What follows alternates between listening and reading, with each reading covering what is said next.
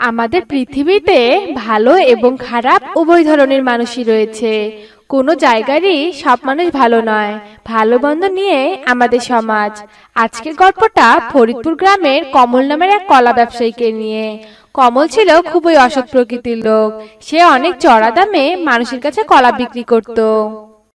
আজ ঠাকুমা আমায় 20 টাকা দিয়েছে, এটা দিয়ে আমি অনেক কলা কিনতে পারবো। কি মজা! কলা খেতে আমার তো অনেক ভালো লাগে। যাই বাবা, তাড়াতাড়ি কমল কাকুর দোকানে যাই। এই গ্রামের কাছাকাছি তো ওই একটাই কলার দোকান রয়েছে। এই বলে ছোট বর্ষা তাড়াতাড়ি করে কমলের দোকানে যায়। দোকানে কমল কলা বিক্রি করছিল। বর্ষা কমলকে গিয়ে বলে, কাকু, ও কাকু, ভালো কলা আছে তো? আমায় 20 টাকা কলা দাও তো। একদম ভালো ভালো কলা দিবে কিন্তু। বর্ষার কথা শুনে কমল মনে মনে ভাবতে থাকে, এ তো ছোট বাচ্চা, কলার এত দরদাম কিছুই বুঝবে না। একে বেশি করে ঠকানো যাবে। 20 টাকায় 6টা তো কলা হবেই। একে ঠকালে কিছুই বুঝতে পারবে না। এই নে তোর কলা। এ কি কাকু, শুধুমাত্র 4টা কলা দিলে কেন? 20 টাকায় তো আরো বেশি কলা পাওয়া যায়। আমায় আরো কলা দাও। আরো কলা দাও মানে কি? হ্যাঁ, এনেছিস তো শুধু 20 টাকা, তাতে আবার আরো কলা চাস? 20 টাকাতে তো 4টা কলা হয়। কলার কত দাম তুই জানিস? কলা পছন্দ না হলে আমাকে ফেরত দিয়ে যা। তবু আর বিরক্ত করিস না তো। বর্ষা নিরুপায় হয়ে 4টা কলা নিয়েই সেখান থেকে চলে যায়। আর বর্ষা সেখান থেকে চলে যাওয়ার পর কমল হাসতে থাকে। এভাবে কমল সবার কাছে অনেক বেশি দামে কলা বিক্রি করত। এভাবে ভালোই চলছিল কমলের দিন। কিন্তু হঠাৎ কমলের কলা চুরি হতে থাকে। এতে কমল ভীষণ চিন্তায় পড়ে যায়। কি ব্যাপার? কালকেই তো এখানে আমি কতগুলো কলা রাখলাম, তবে আমার কলাগুলো কোথায় গেল? কেউ চুরি করে নিয়ে যায়নি তো? কিন্তু কার এত বড় সাহস হবে যে আমার কলা চুরি করবে? এরপর থেকে রোজই কমলের কলা চুরি হতে থাকে। কলাগুলো কে চুরি করছে কমল তা কিছুই বুঝতে পারে না। না, এভাবে আর চলতে দেওয়া যায় না। এভাবে কলা চুরি করলে তো আমার অনেক লোকসান হয়ে যাবে। আমি ফকির হয়ে যাব। না না, আমার দেখতেই হবে কে এই কলা চোর। এরপর রাত নামতেই কমল কলা বাগানের উপর নজর রাখতে থাকে। আজ আমি সারা রাত এখানেই থাকবো, আর ওই কলা চোরকে ধরেই ছাড়বো। আমার বাগানে কলা চুরি করা, এর শাস্তি তো তোকে পেতেই হবে। এই বলে কমল কলার বাগানের দিকে খেয়াল রাখতে থাকে। আর কিছুক্ষণ পর সে দেখতে পায় কলা বাগানে এক ভয়ঙ্কর ডাইনি তার কলা বাগানে ঢুকেছে আর কলা চুরি করছে। এইসব দেখে কমল ভীষণ ভয় পেয়ে যায়। হায় হায়, এ আমি কি দেখছি? দাদা ডাইনি আমার কলা চুরি করেছে। এতদিন তবে এই ডাইনি আমার কলা চুরি করেছে। ওরে বাবারে, এ কি ভয়ঙ্কর দেখতে!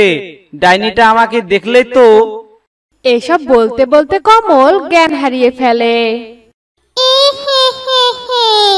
এখানে আমি একটাও কলা রাখবো না। তুই একটা অসৎ কলা ব্যবসায়ী। অল্প দামের কলা তুই মানুষের কাছে বেশি দামে বিক্রি করিস। এ আমি কিছুতেই হতে দিব না। তোদের মতো অসৎ ব্যবসায়ীদের আমি শাস্তি দিব। এবারে কলাগুলো নিয়ে গিয়ে আমি অসহায় লোক ও বাচ্চাদের দিব। হা হা হা। এই বলে ডাইনি তার নিজের রূপ বদলায় আর এক মহিলার রূপ ধারণ করে। কলাগুলো নিয়ে গ্রামে যায় আর অসহায় লোক ও শিশুদের দান করতে থাকে। এতে গ্রামের লোকেরা অনেক খুশি হয়। তোরা অসৎ লোকেরা যতদিন ভালো হবি না, সৎভাবে ব্যবসা করবি না, লোককে ঠকানো বন্ধ করবি না, ততদিন আমি এভাবে তোদের কলা চুরি করব। হা হা হা। এরপর বেশ কয়েকদিন কেটে যায়। একদিন কমল ভাবতে থাকে, না, এইবার আমায় ওই শয়তান ডাইনিকে ওর অপরাধের শাস্তি দিতেই হবে। এই কয়েকদিনে কতগুলো টাকা লোকসান হয়ে গেছে। প্রতিদিন যদি এভাবে কলা চুরি করতে থাকে তবে তো আমি রাস্তার ভিখারি হয়ে যাব। ডাইনি, তুই এবার দেখ তোর কর্মের শাস্তি কিভাবে দেই। আমি আজই ইসি বাবার কাছে যাব আর তোকে মারার উপায় খুঁজবো। এ বলে কমল ঋষি বাবার কাছে যেতে থাকে আর ঋষি বাবার কাছে পৌঁছে ঋষি বাবাকে বলে, বাবা, আপনি আমাকে বাঁচান বাবা, আমি অনেক বড় বিপদে পড়েছি বাবা, এ থেকে শুধু আপনি আমাকে বাঁচাতে পারেন বাবা। ওরে দাঁড়া রে দাঁড়া, এত অধৈর্য হলে কি করে হয়? আমায় সব খুলে বল দেখি, তারপর তোকে সমাধান দিচ্ছি। এরপর কমল সব কথা ঋষি বাবাকে খুলে বলে। সব শুনে ঋষি ধ্যানে বসে আর ধ্যান করে বলে, আমি ধ্যান করে ওই ডাইনির বিষয়ে জানতে পারলাম। আসলে ওই ডাইনি অনেক ভালো। ও শুধু অসৎ কলা ব্যবসায়ীদের কলা চুরি করে, আর সেই কলা চুরি করে গরিব অসহায় মানুষদের দেয়। ওর মনটা কতই না ভালো। আর তোরা মানুষ হয়েও মানুষকে ঠগাস, মানুষের ক্ষতি করিস। তোদের আর ডাইনির মধ্যে পার্থক্য দেখ, মনে মনে সংকল্প কর নিষ্ঠার সাথে ব্যবসা করব, তখন দেখবি ডাইনি আর তোদের কলা চুরি করবে না। এসব শোনার পর কমল তার ভুল বুঝতে পারে। আমি আমার ভুল বুঝতে পেরেছি বাবা, আমি এতদিন অনেক অন্যায় করেছি, আমি ভুল করেছি। এখন আমি কথা দিচ্ছি, এখন থেকে আমি ভালো হয়ে যাব বাবা, আর মানুষকে ঠগাবো না, সৎ ও নিষ্ঠার সাথে ব্যবসা করব। আপনাকে অনেক ধন্যবাদ বাবা, আমার চোখ খুলে দেওয়ার জন্য। আমি তবে এবার আসি। এই বলে কমল সেখান থেকে চলে যায় আর গ্রামে গিয়ে সে অনেক ভালো হয়ে যায় আর সৎভাবে নিষ্ঠার সাথে আবার কলার ব্যবসা শুরু করে। কমল মানুষকে আর ঠকাতো না, আর যা রোজগার করত তাই দিয়ে ভালোভাবে তার সংসার চালাতো। ও কিছু টাকা দিয়ে গরিব লোকদের সাহায্য করত আর সবাই ভালোভাবে দিন কাটাতে থাকে। এরপর গ্রামে আর কলাও চুরি হতো না। একদিন ডাইনি মনে মনে ভাবে, আমার আজ খুব ভালো লাগছে।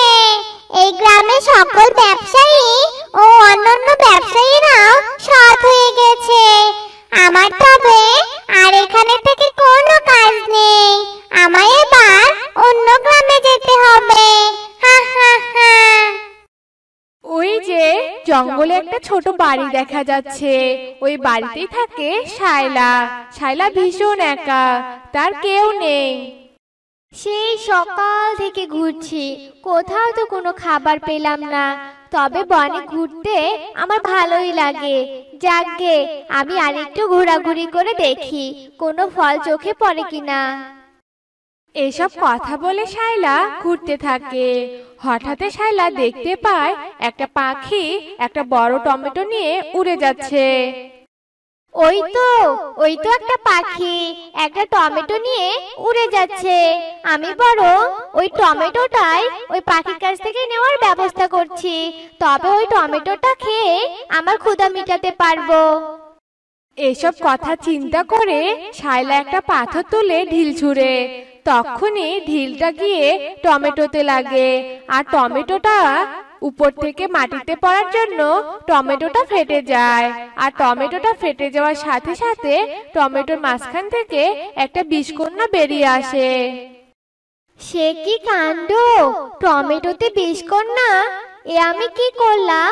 এ বিষকন্যাকে মুক্ত করে নিজের বিপদ নিজেই ডেকে আনলাম। ভয় পেও না গো, আমি তোমার কোনো ক্ষতি করব না।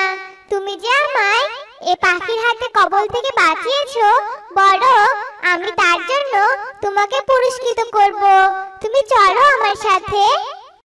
না গো, আমার কোনো পুরস্কারের দরকার নেই। তুমি আমার কোনো ক্ষতি করো না, এটা শুনে আমি খুব খুশি হয়েছি। আর আমি আবার তোমার সাথে কোথায় যাব?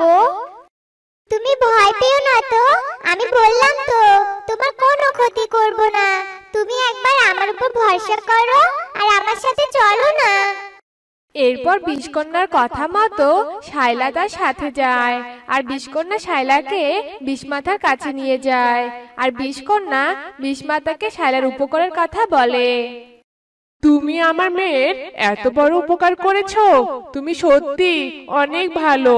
বলো বলো তোমার কি উপহার চাই? তোমাকে যে আমি খালি হাতে ফেরাতে পারবো না, তুমি যা চাইবে আমি তোমাকে তাই দিব। সত্যি সত্যি আপনি আমার ইচ্ছে পূরণ করবেন বিষমাতা? তাহলে শুনুন বিষমাতা, আমি সব পশু পাখির ভাষা বুঝতে চাই, যাতে আমি পশু পাখিদের বিপদে আপদে ওদের কষ্টের সময় তাদের সাহায্য করতে পারি। শায়লার কথা শুনে বিষমাতা জাদু করে একটা পাথর নিয়ে আসে আর সে পাথরটা শায়লাকে দেয়। এই পাথরটা নাও, এই পাথরটা তোমার সাথে থাকলে তুমি সব পশু পাখির কথা বুঝতে পারবে আর তাদেরকে সাহায্য করতে পারবে, আর এটাই তোমার উপহার। তবে সাবধান, এসব ব্যাপারে কাউকে বলিও না, তবে তুমি নিজেই পাথর হয়ে যাবে। এরপর শায়লা বিষমাতার পাথরটা নিয়ে বাড়িতে চলে আসে।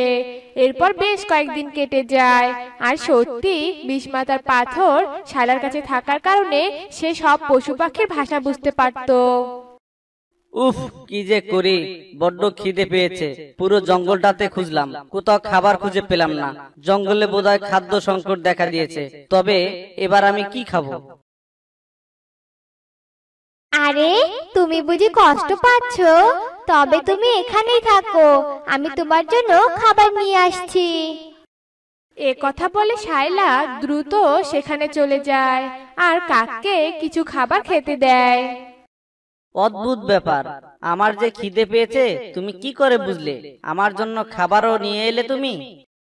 অবাক হইও না, আমি সব পশু পাখিদের কথা বুঝতে পারি, শুনতেও পারি। আর তোমার খিদে পাওয়ার কথা শুনেই তো আমি তোমার জন্য খাবার নিয়ে আসলাম। আর শায়লা এভাবেই পশু পাখিদের সাহায্য করতে থাকে। এই যে শিয়াল পণ্ডিত, শোনো, বলছি এইভাবে হাঁপাতে হাঁপাতে কোথা থেকে এলে? আর বলো না গো, আমার ছোট্ট বাচ্চাটা একটা জালে আটকা পড়েছে। আমি কিছুতেই যে ওকে মুক্ত করতে পারছি না, তাই তো ছুটে ছুটে এলাম অন্য পশুদের খাবার দিতে। দূর, আমি আবার বোকার মতো তোমায় এসব বলছি কেন? তুমি তো একটা মানুষ, কি করে বুঝবে আমার কথা? তাতে কি হয়েছে, আমি তোমার সব কথাই বুঝতে পারছি। আর তুমি আমাকে তোমার বাচ্চার কাছে নিয়ে চলো, আমি তোমার বাচ্চাকে মুক্ত করে দিচ্ছি। এরপর শিয়াল শায়লাকে তার বাচ্চার কাছে নিয়ে যায় আর শায়লা শিয়ালের বাচ্চাকে মুক্ত করে দেয়। তোমায় অনেক ধন্যবাদ। তুমি আমার বাচ্চাকে মুক্ত না করলে হয়তো আজ অনেক বড় বিপদ হতো। কিন্তু আমি একটা ব্যাপার কিছুতেই বুঝতে পারছি না, তুমি আমার ভাষা কি করে বুঝলে? সেসব কথা তোমায় বুঝতে হবে না গো, তুমি বরং তোমার বাচ্চাকে নিয়ে যাও এখন। জালে আটকে তোমার বাচ্চার অনেক কষ্ট হয়েছে আর তুমিও তো হাঁপাচ্ছ। যাও এখন, গিয়ে বিশ্রাম করো। এসব কথা বলে শায়লা চলে যায় আর এভাবেই জঙ্গলের পশু পাখিদের সাহায্য করতে করতে সব পশু পাখিরা শায়লার বন্ধু হয়ে যায়। একদিন, এ কি, তোমরা সবাই জঙ্গল ছেড়ে কোথায় যাচ্ছ? কি হয়েছে বলো একটু আমায়। আর বলো না গো, পাহাড়ের ওই উঁচু স্থানে আমরা আশ্রয় নিতে যাচ্ছি। আর সন্ধ্যায় যে বৃষ্টি নামবে আর প্রচুর বাস পড়বে, গ্রামে যে বন্যা হবে, তাই তো আমরা সবাই নিরাপদ স্থানে যাচ্ছি। না হলে আমাদের সবার বিপদ হতে পারে, মৃত্যুরও ঝুঁকি আছে। কি, তবে তো গ্রামের লোকজনও অনেক বিপদে পড়বে। পশু পাখিরা তো নিরাপদ স্থানে যাচ্ছে, এবার গ্রামের মানুষদের নিরাপদ স্থানে নিয়ে যেতে হবে। এরপর শায়লা গ্রামে যায় আর গ্রামে সকলকে একত্রে জড়ো করে।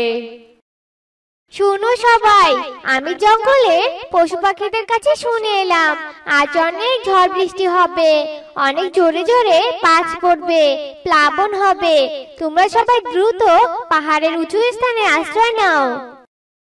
কোথা থেকে যে এসব পাগল ছাগল আসে আমি বুঝি না। আচ্ছা শায়লা, তোর মাথাটা কি একদম নষ্ট হয়ে গেছে নাকি বলতো? কি সব বলছিস? পশু পাখিদের কথা তুই বুঝতে পারবি কি করে? হ্যাঁ, আর আকাশ তো এখনো রোদে উজ্জ্বল, বৃষ্টি নামবে বলে তো আমার মনে হচ্ছে না। বিশ্বাস করো কাকিমা, আমি সত্যি কথা বলছি। আমি পশু পাখিদের কথা বুঝতে পারি গো। দয়া করে তোমরা নিরাপদ স্থানে যাও, নইলে যে অনেক বড় বিপদে পড়বে। দেখ শায়লা, অযথা পাগলামো করিস না তো এখানে। আমরা কোথাও যাব না। আর তুই যে সত্যি পশু পাখিদের কথা বুঝতে পারিস, তার প্রমাণ কি আছে তোর কাছে? হ্যাঁ, তুমি প্রমাণ খুঁজছো কাকিমা? এ পাথরটা দেখো, এটা আমার বিষমাতা দিয়েছিল, আর এই পাথরটা সাথে থাকলে আমি সব পশু পাখিদের কথা বুঝতে পারি। তবে আর হয়তো আমি তোমাদের সাহায্য করতে পারবো না। তোমরা দ্রুত নিরাপদ স্থানে যাও। এ কথা বলতে বলতে শায়লা পাথর হয়ে যায়, আর সত্যি সত্যি ঝড় উঠে, সাথে বাজ পড়ে, বন্যা হয়ে যায়। এরপর বৃষ্টিপাত কমে গেলে গ্রামবাসীরা আবার গ্রামে আসে। মেয়েটা আমাদের রক্ষা করতে গিয়ে আজ পাথর হয়ে গেল, অথচ এই মেয়েটাকে আমি কত কিছু বলেছি, পাগল বলেছি, আর সে মেয়েটাই আমাদের সাহায্য করলো। চাঁদপুর গ্রামে বাস করত চুনিলাল নামে এক লোক। সে ছিল অনেক লোভী ও স্বার্থপর, কিন্তু তার স্ত্রী দীপা ছিল অনেক ভালো ও দয়ালু মানুষ। চুনিলাল একদিন বাজারে যায় আর সেখান থেকে একটা গাভী নিয়ে আসে। গাভীটি ছিল গর্ভবতী। চুনিলাল গাভীটিকে দেখে মনে মনে ভাবতে লাগলো, এই গাভীটি কত মোটা তাজা, মনে হয় বাচ্চা হওয়ার পর অনেক দুধ দেবে। কদিন পরেই তো এর বাচ্চা হবে, তখন এর আমি সব দুধ বাজারে গিয়ে বিক্রি করব আর অনেক টাকা পাবো। তারপর চুনিলাল তার স্ত্রীকে বলে, শোনো দীপা, এই গরুটি অনেক ভালো, খেয়াল রাখবে। কতদিন পর এর বাচ্চা হবে, ঠিক মতো খেয়াল না রাখলে বেশি করে দুধ দেবে না। ঠিক মতো খেয়াল রাখবে, কেমন? তুমি চিন্তা করো না গো, আমি ঠিকভাবে খেয়াল রাখবো। তারপর থেকে দীপা গরুটির যত্ন নিতে থাকে। কিছুদিন পর গাভীটি একটি বাচ্চা হয়, আর এতে চুনিলাল এবং দীপা দুজনেই অনেক খুশি হলো। চুনিলাল গাভীটি যা দুধ দিত তা সব দুধ বাজারে বিক্রি করত। গাভীটির বাচ্চাকে একটু খেতে দিত না। একদিন গাভীটি কম দুধ দেওয়ায় চুনিলাল বলে, পাজি গরু, তোকে ঠিক মতো খেতে দিচ্ছি, কিন্তু তুই ঠিকভাবে দুধ দিচ্ছিস না। দাঁড়া, তোকে মজা দেখাচ্ছি। এই বলে চুনিলাল গাভীটিকে মারতে থাকে আর বলে, এবার দেখ কেমন লাগে, দুধ কম দেওয়া, তাই না? খুব বার বেড়ে গেছে। এরপর যদি কোনোদিন দুধ কম দেওয়া দেখি, বুঝবি তখন মজা কারে বলে। এই বলে চুনিলাল আবারও গাভীর থেকে সব দুধ নিয়ে তা বাজারে নিয়ে চলে যায়। গাভীর বাচ্চাকে একটুও খেতে দিত না, আর গাভীর কম দুধ দিলে অনেক মারত। আর গাভীর দুধ বাড়ার জন্য রোজ গাভীকে অনেকগুলো করে ইনজেকশন দিত। চুনিলালের ব্যবহারে দীপা অনেক কষ্ট পেত। আর একদিন দীপা চুনিলালকে বলে, তুমি এত নিষ্ঠুর কেন গো? গাভীর সব দুধ বাজারে বিক্রি করো, গাভীর বাচ্চাকে একটুও খেতে দাও না। ও এইভাবে না খেয়ে থাকলে তো মারা যাবে। আর গাভীটার উপরে অনেক নির্যাতন করো। ওর ওপর এত নির্যাতন করলে তো ও দুধ কম দিবে, বলো? তোর খুব বার বেড়ে গেছে, তাই না? খুব বড় বড় কথা বলতে শিখেছিস। আমি কি করব না করব সেটা তুই বলে দিবি? বেশি দরদ দেখালে তোর খাওয়া দাওয়া কিন্তু বন্ধ করে দেব। চুনিলালের কথায় দীপা অনেক কষ্ট পায়, কিন্তু সে তাকে কিছু বলতে পারে না। দীপা ঠিক মতো গাভীর খেয়াল রাখত। গাভীকে বেশি বেশি খাবার দেওয়ায় চুনিলাল একদিন দীপাকে বলে, এই দীপা, খাবার কি তোর বাপের বাড়ি থেকে আসে? সব খাবার গরুকে খাওয়ালে হবে? খাবার কিনতে কি টাকা লাগে না? আর কোনোদিন যদি দেখি তুই গাভীকে এত খাবার দিস, তখন দেখবি কি করি আমি তোকে। তারপর থেকে দীপা আর ঠিক মতো গাভীকে খাবার দিত না, আর গাভীর বাচ্চা ঠিক মতো খাবার না পেয়ে মারা যায়। এতে দীপা আর গাভী অনেক কষ্ট পায়। কিছুদিন পর গাভীটি আবারও গর্ভবতী হয়। এ কেমন মালিকের বাড়িতে আসলাম আমি, আমায় একটুও যত্ন নেয় না। আমি ওর কত উপকার করি, আমাকে দিয়েই ওর সংসার চলে, অথচ আমাকে কতটা নির্যাতন করে, আমায় মারে। ওর জন্যই আমার বাচ্চাটা না খেতে পেয়ে মারা গেছে। আমি তো আবারও গর্ভবতী, এখানে থাকলেও আমায় এ বাচ্চাকেও মেরে ফেলবে। আমি আর এ বাড়িতে থাকবো না। আমি আজই এখান থেকে পালিয়ে অন্য কোথাও চলে যাব। তারপর যখন চুনুনাল বাড়ি থেকে বেরিয়ে যায়, সুযোগ বুঝে গাভীটিও বাড়ি থেকে বেরিয়ে আসে আর পালাতে থাকে। আমাকে যত তাড়াতাড়ি সম্ভব এখান থেকে অন্য কোথাও যেতে হবে। ওই দুষ্টু মালিক আমায় দেখলে অনেক মারবে, কোথাও যেতে দিবে না। আমায় এখনই চলে যেতে হবে। তারপর গাভীটি হাঁটতে হাঁটতে এক জঙ্গলে চলে আসে আর অনেক ক্লান্ত হওয়ার সেখানেই বসে বিশ্রাম নিতে থাকে। কিছুক্ষণ পর সে বলে, না, আমি এভাবে বসে থাকলে চলবে না, আমায় অন্য কোথাও পালাতেই হবে। এই বলে গাভী আবারও হাঁটতে থাকে। হাঁটতে হাঁটতে গাভী একটি বাড়ির সামনে এসে পড়ে। ওই বাড়িতে থাকতো মনি নামে একটা বউ আর তার শাশুড়ি ঝুমা। ঝুমা ছিল অনেক স্বার্থপর ও লোভী, খিটখিটে মেজাজে। অপরদিকে মনি ছিল শান্তশিষ্ট ও নরম মনের মানুষ। ঝুমা যখন বাড়ির বাহিরে আসে তখন সে গাভীটিকে দেখতে পায় আর বলে, ও মা, গাভী এটা এখানে এলো কি করে? মনে হয় পথ ভুলে এখানে চলে এসেছে, ভালোই হয়েছে। তখনই সেখানে মনি আসে আর তার শাশুড়িকে বলে, গাভী এটা কার গাভী মা? আপনার ছেলে বুঝি এনেছে? কই, আমাকে তো একবারও বলেনি গাভী এনেছে। না বৌমা, এটা আমাদের গাভী নয়, এ অন্য গাভী। হয়তো পথ ভুলে এখানে চলে এসেছে, ভালোই হয়েছে। আমরা এর দুধ বাজারে বিক্রি করতে পারবো আর সেটা থেকে অনেক টাকা পাবো। এটা আপনি কি বলছেন মা? গাভীটাকে দেখে তো মনে হচ্ছে গর্ভবতী আর অনেক অসুস্থ। তাহলে ও আপনাকে কিভাবে দুধ দেবে? তাহলে এর গাভী আমার কোনো দরকার নেই। ও যদি আমার কোনো কাজেই না আসে তবে ওকে নিয়ে আমি কি করব? চলো বৌমা, ভিতরে চলো। এখানে থেকে আর কোনো কাজ নেই, গাভীটিকে বরং তাড়িয়ে দাও। আমাকে দয়া করে তাড়িয়ে দেবেন না, আমাকে আপনাদের বাড়িতে একটু আশ্রয় দিন। কয়েকদিন পরে আমার সন্তান হবে, তখন ঠিক আমি আপনাদের দুধ দেব। আর তারপর থেকে গাভীটির যত্ন নিতে থাকে। কিছুদিন পরে গাভীটির বাচ্চা হয়। বাচ্চাটি দেখতে অনেক সুন্দর হয়। বাচ্চা হবার পর মনি বেশি বেশি করে গাভীর যত্ন নিতে থাকে, কিন্তু এটা তার শাশুড়ি ঝুমার একদমই পছন্দ ছিল না। বৌমা, তোমার পরিবারে কি গরু ছাড়া আর কোনো কাজ নেই? সব সময় ওই গরুটা নিয়ে থাকলে হবে, নাকি সংসারের বাকি কাজগুলো করতে হবে? এভাবে প্রায় প্রতিনিয়ত ঝুমা মনিকে কথা শোনাতো। একদিন ঝুমা রান্না করতে রান্নাঘরে যায়, সেখানে কোনোভাবে আগুন লেগে যায়। তখন গাভীটি সবাইকে ডেকে আনে আর ঝুমাকে আগুন থেকে বাঁচায়।